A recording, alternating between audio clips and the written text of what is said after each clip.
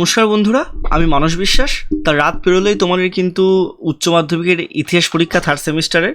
তা তোমাদের এর আগেও আমি বাংলা, ইংরেজি, তারপর তোমাদের শিক্ষা বিজ্ঞানের জন্য সাজেশন দিয়েছি, প্রশ্ন আপলোড করেছি। আমি ইতিহাসের এর আগে একটা পার্টে সাজেশন আপলোড করেছি।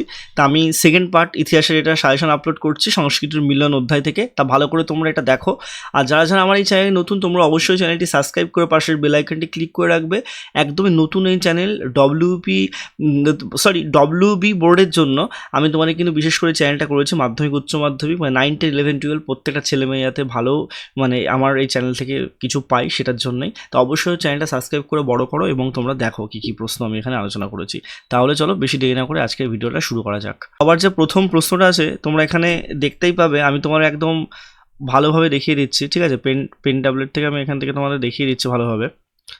দেখো যে শ্রী চৈতন্য চারিতামৃত গ্রন্থটি কে লিখেছেন? তো এটা কিন্তু কৃষ্ণদাস লিখেছেন। একটু ভালোভাবে র্যাপিড ফায়ারলি করছি, তোমার পরীক্ষা সামনে, বেশি সময় নষ্ট করব না। দেন দেখো, ভক্তিবাদী ধর্মপ্রচারকরা কিসে বিশ্বাসী ছিলেন?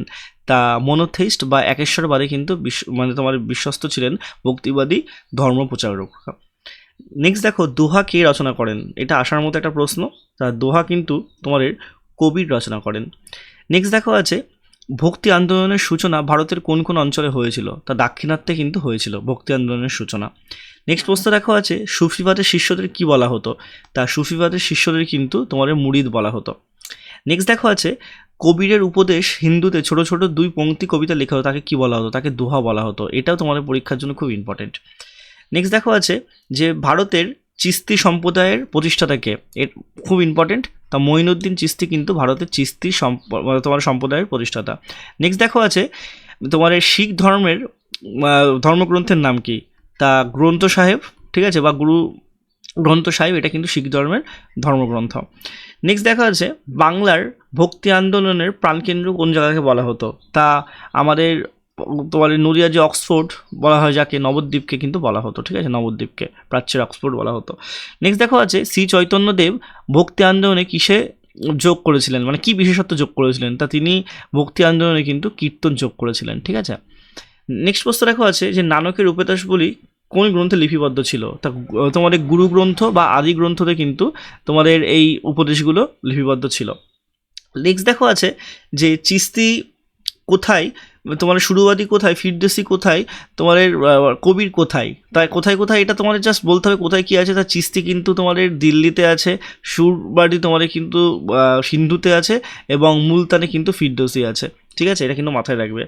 নেক্সট প্রশ্ন দেখো আছে যে ফিরদৌসী কিন্তু বিহারে আছে, কবির কিন্তু কাশিতে আছে, এগুলো কিন্তু মাথায় রাখবে। নেক্সট দেখো আছে যে মীরাবাইয়ের আরাধ্য দেবতা কে ছিল? তা কৃষ্ণ ছিল বা শ্রীকৃষ্ণ ছিল। সুফিবাদের অনুগামীদের কি বলা হতো? তা সুফিবাদের অনুগামীদের কিন্তু ফকির বলা হতো। নেক্সট দেখো আছে যে বাংলার বৈষ্ণব ধর্ম বা ভক্তি আন্দোলনের প্রসারের নেতৃত্ব কে দেন? তা শ্রী চৈতন্যদেব কিন্তু দেন। নেক্সট দেখো আছে অসমে তোমাদের এই যে বৈষ্ণব ভক্তির আন্দোলনের নেতা কে ছিলেন? তা শ্রীমৎ শঙ্করদেব কিন্তু ছিলেন। নেক্সট দেখো আছে যে গৌড়ীয় বৈষ্ণব ধর্মর মতে প্রধান প্রচারক কে ছিলেন? তা এটা সঠিক উত্তর হয়ে যাবে কিন্তু শ্রী চৈতন্যদেব। তারপর দেখো আছে যে শ্রী চৈতন্যদেব ভক্তি আন্দোলনের প্রচার কত শতকে করেছিলেন? তা খ্রিস্টীয় 16 শতকে কিন্তু শ্রী চৈতন্যদেব ভক্তি আন্দোলনের প্রসার করেছিলেন, ঠিক আছে, ভেরি ভেরি ইম্পর্টেন্ট একটা প্রশ্ন। নেক্সট দেখো আছে ভারতে সুরবর্দী সম্প্রদায়ের প্রতিষ্ঠাতা কে? তা শেখ শিহাবুদ্দিন উমর সুরহবর্দী কিন্তু ভারতে সুরবর্দী সম্প্রদায়ের প্রধান প্রতিষ্ঠাতা। নেক্সট দেখো আছে রাম রহিম একই ঈশ্বরের 2টি ভিন্ন নাম কে বলেছিলেন? তা এটা কিন্তু কবির বলেছিলেন, এটাও কিন্তু খুব ইম্পর্টেন্ট, ঠিক আছে, কালকের পরীক্ষার জন্য। নেক্সট দেখো আছে শ্রী চৈতন্যদেব সম্পর্কিত তথ্য, পুরীতে মৃত্যু, ঈশ্বরপুরীর কাছে দীক্ষা, মুসলিম শিষ্যের জবন হরিদাস এবং সমসাময়িক কে ছিলেন? তো এটা কিন্তু সুলতান আলাউদ্দিন হোসেন শাহের সব কটাই কিন্তু সত্য হবে, এটা একদম সত্য হবে এটা। নেক্সট দেখো আছে যে একেশ্বরবাদী তোমাদের শ্রীমন্ত্র শঙ্করদেব কার উপাসক ছিলেন? তা তিনি কিন্তু শ্রীকৃষ্ণের উপাসক ছিলেন। তারপর দেখো আছে যে পূর্ব ভারতে ভক্তিবাদের প্রধান প্রচারক কে ছিলেন? তা শ্রী চৈতন্যদেব কিন্তু ছিলেন পূর্ব ভারতে ভক্তিবাদের প্রধান প্রচারক। নেক্সট দেখো আছে শ্রী চৈতন্যের আবির্ভাব কবে হয়? তা 1400 তোমাদের 86 খ্রিস্টাব্দে কিন্তু শ্রী চৈতন্যের আবির্ভাব হয়। তারপর দেখো আছে যে শ্রী চৈতন্য কাদের কাছে তোমাদের সন্ন্যাস গ্রহণ করেন? তা কেশব ভারতীর কাছে শ্রী চৈতন্য কিন্তু সন্ন্যাস ধর্ম গ্রহণ করেন। নেক্সট প্রশ্ন দেখো আছে যে জয়সি তিল মে তেল মে, এটা কে বলেছিলেন? তো এটা কিন্তু কবির বলেছিলেন। তারপর দেখা যাচ্ছে যে শিব ও দুর্গার লৌকিক কাব্যের নাম কি? শিবায়ন। দেন শিবায়ন কাব্যের শ্রেষ্ঠ কবি কে ছিলেন? তা অবশ্যই কিন্তু এটা হবে সঠিক উত্তর রামেশ্বর ভট্টাচার্য। নেক্সট দেখা যাচ্ছে বৈষ্ণববাদ মতে ভগবান বিষ্ণু হলেন কি? তা তিনি কিন্তু ছিলেন পালনকর্তা। নেক্সট দেখা যাচ্ছে যে ক্ষিতিমোহন সেনের সংগ্রহীত কবিরের গান ইংরেজিতে অনুবাদ করেছিলেন কে? তাই সত্যেন্দ্রনাথ ঠাকুর কিন্তু তিনি অনুবাদ করেছিলেন। নেক্সট দেখা যাচ্ছে যে ভগবত ভক্তিতত্ত্বের প্রধান আরব্য দেবতা কে ছিলেন? তাই এটা সঠিক উত্তর কিন্তু হয়ে যাবে কৃষ্ণ। তারপর দেখা যাচ্ছে যে পল্লব রাজার সময় জৈন মঠ ধ্বংস করেন কে? তা মহেন্দ্রবর্মন কিন্তু পল্লব রাজার সময় জৈন মঠ ধ্বংস করেন। নেক্সট দেখা যাচ্ছে যে প্রাচীন ভারতের ভগবত ধর্মের প্রাথমিক প্রচারক কে ছিলেন? তা যাবত উপজাতি কিন্তু ছিলেন। নেক্সট দেখা যাচ্ছে যে ঋগ্বেদে ত্রিপাদ ধারণাটি কোথায় উল্লেখিত? তা বিশুদ্ধ এটা কিন্তু উল্লেখিত আছে। তারপর দেখা যাচ্ছে যে মাধবাচার্যের গুরুত্বপূর্ণ গ্রন্থের নাম কি? তা সর্বদর্শন সংগ্রহ কিন্তু মাধবাচার্যের গুরুত্বপূর্ণ গ্রন্থ।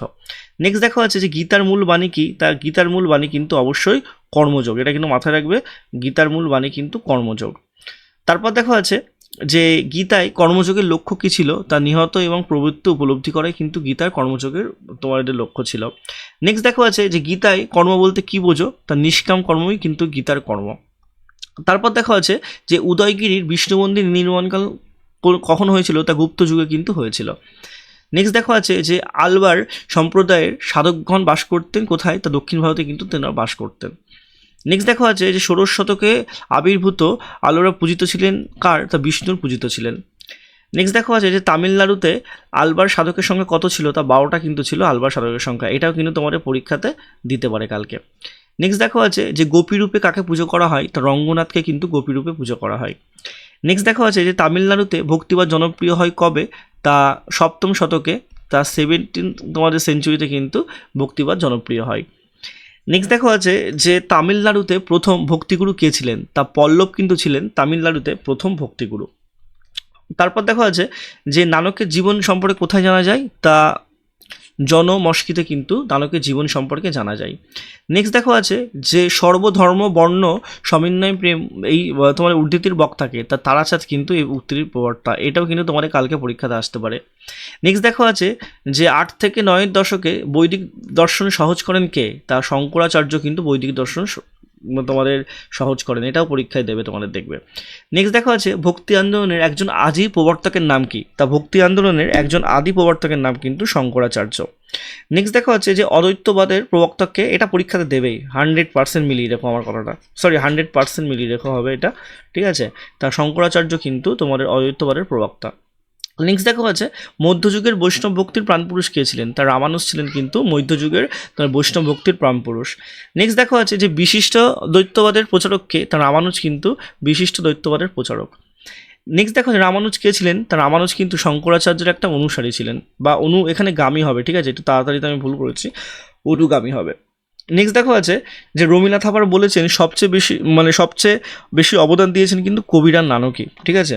আর রামানুজ কে ছিলেন? তা রামানুজ কিন্তু ছিলেন হচ্ছে বৈষ্ণব, এটা কিন্তু তোমরা মাথায় রাখবে। নেক্সট দেখো আছে শ্রীভাষ্য বা বেদান্ত সংগ্রহ রচনা করে কেন? তা এটা কিন্তু রামানুজ রচনা করেন। তারপর দেখা আছে যে গুরু নানক জন্মগ্রহণ করেছিলেন কোথায়? তা লাহোরের তালবন্দিতে কিন্তু গুরু নানক জন্মগ্রহণ করেছিলেন। নেক্সট দেখা আছে যে পূর্ণ পূজা পরিচিত কবিগুরুর নাম কি বা ভক্তিগুরুর নাম কি? তা সেটা কিন্তু হবে মাধবাচার্য, ঠিক আছে। নেক্সট দেখা আছে যে মাধবাচার্যের দর্শনকে কি বলা হয়? তা এটাকে কিন্তু বলা হয় দ্বৈতবাদ। তারপর দেখা হচ্ছে যে পঞ্চবাণী গ্রন্থের লেখককে, তা এর লেখক কিন্তু কবির। এবং নেক্সট দেখা আছে যে মাধবাচার্যের শিষ্যদের সম্প্রদায় কি? তা ব্রহ্ম সম্প্রদায়। আমি তাড়াতাড়ি বলছি একটাই কারণে, তোমাদের মাত্র একটা দিন সময় আছে, একটু ভালো করে রিভিশনটা দিয়ে নাও, ওকে। নেক্সট দেখা আছে যে দ্বৈতবাদের প্রবর্তক কেন্দ্র নির্মাক, এবং নির্মাকের ধর্মগ্রন্থের নাম কিন্তু বেদান্ত পারিজাত সৌরভ ছিল, ঠিক আছে।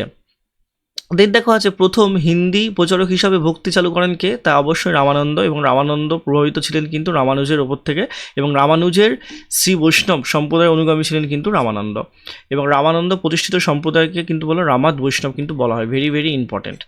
নেক্সট দেখা আছে কবিরের অর্থ কি? তা কবিরের অর্থ কিন্তু মহান, এটাও পরীক্ষাতে তোমাদের কিন্তু দিতে পারে। নেক্সট দেখা আছে কবিরের অনুসারীদের কি বলা হয়? তা কবিরপন্থী কিন্তু বলা হয়, ঠিক আছে। তারপর দেখা আছে যে কবিরের সমসাময়িক কে ছিল? তা সিকান্দার লোদি, ঠিক আছে, সিকান্দার লোদি। নেক্সট দেখো আছে যে প্রাচীন সাহিত্য বিষ্ণু নারায়ণ তোমার একীভূত হয় কোথায়? তা এটা কি? বোধায়ন ধর্মসূত্রে। নেক্সট দোহাকে রচনা করেন কবির, আমি আগেও বলেছি, এবং উত্তর ভারতে ভক্তিবাদের প্রচলক রামানন্দ, এটা বলেছি। কবিরের গান সংগ্রহ করেন ক্ষিতিমোহন সেন, এটা বলেছি আগে। তা এই তোমাদের ছিল প্রশ্ন। তো তোমাদের কেমন লাগলো অবশ্যই আমাকে জানাও। আর তোমরা কিন্তু অবশ্যই আমার এই যে ইউটিউব চ্যানেল, ঠিক আছে, টিবিআই বোর্ডস মানস বিশ্বাস, সেটা কিন্তু সাবস্ক্রাইব করে রাখবে। আমার টেলিগ্রাম চ্যানেলেও তোমরা কিন্তু থাকবে। সবাই সুস্থ থেকো, ভালো থেকো, ধন্যবাদ।